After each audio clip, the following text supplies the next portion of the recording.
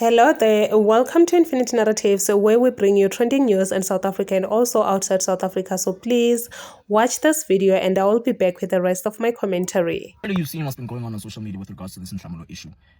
This is a young man who allegedly was unalived in Mossel Bay for the fact that he's Tsonga. So now this has become a tribal issue.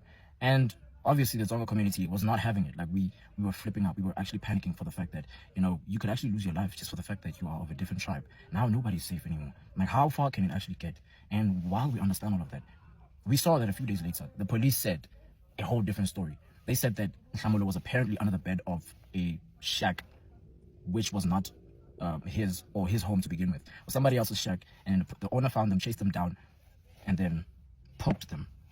So the issue is not that we were too reactionary or we were too quick with it. It was so loud about the issue of tribalism, and people poured out their hearts to show that it was something that they were chesting for a long time.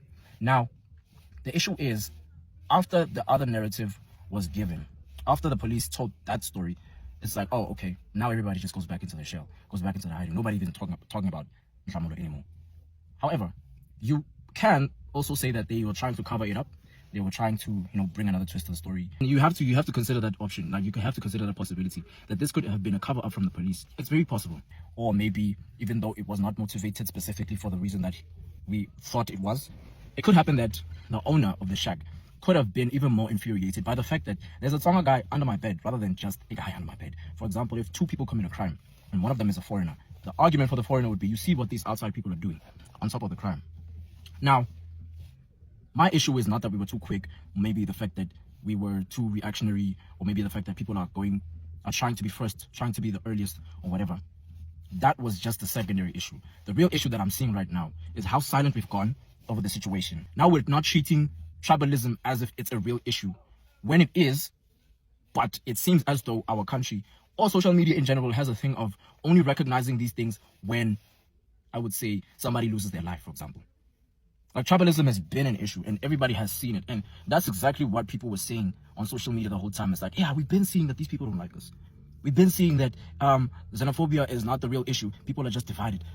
We've been seeing that racism is not the real issue, because even if we were all blacks, people would be tribalistic against each other and whatever. But then the issue is, somebody has to lose their life for people to actually have these conversations. And we saw it last year with the GBV. Statistics came out and then a whole movement came to show that this was such a huge issue, to show awareness and, to be loud about it for the fact that people's lives were lost, even though this has been an issue for a long time. Now, I'm not saying that we shouldn't have had a movement, and I'm not saying that social media shouldn't make noise about all of these issues that we have. I'm just saying that, why do we now have to wait for people to lose their lives for us to see the issue? And if we see it as though it's like, okay, that maybe that wasn't the reason they lost their lives, now we're not talking about it anymore. I don't think that it should get that far before we have these conversations. Because imagine if the next generation has the same mindset that divides our people. That is so dangerous to the world in general. I mean, prevention should have been the method from the beginning. And tribalism has been an issue for a long time. So how are we not addressing these things anymore? And by the way, why is it that purple has now become the theme color for death? I thought that was just for women for change. But anyways, however you may see this issue that happened, nobody deserves to die like that. For no reason at all should you be stabbing someone to death. Number two, in your circles, bringing awareness doesn't necessarily just need to happen after you hear about a death. Amongst your people, these conversations should not just be had when there's a victim. But when you see an issue, why can't we speak about it like this? And it's not the fact that you don't see the need for change until somebody actually loses their life. We see exactly where this is going. And it's not like this is new to us. Ntlamelo didn't deserve to go like that. For whatever reason. Whatever reason is the truth, we don't know. But either way, tribalism is an issue. Now we are actually normalizing violence in this country. Man, good heavens. Because people now think, oh, that's why. Then they think that it's okay. It's not okay in any way, shape, or form. Look at the state of our country, man. Tribalism is not a new thing. Xenophobia is not a new thing. These things are not new in our country. But it seems like there's only a conversation to be had when somebody loses their life. Why is it that we only had opinions when somebody lost their lives? Knowing very well that you guys have been testing this stuff for a long time. We've been testing this stuff for a long time, but only when now it's become the talk of the town. Now somebody lost their lives, is that when you're talking about it. You see my concern over here. This man has decided to raise the issue of Tsonga people and Zulu people.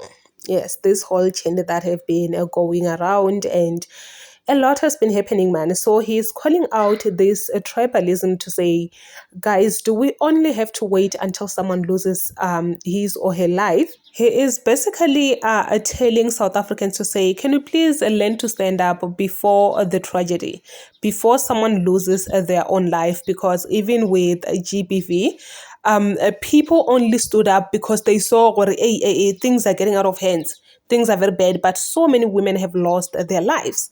How about we stand up and fight against something that we see, or this is negative, this is something that is not good for the country, before someone else loses his or her own life, which I do agree with him. I agree with him 100%, because these things, they will actually show, they will show well, there is a problem here, but we tend to ignore those problems.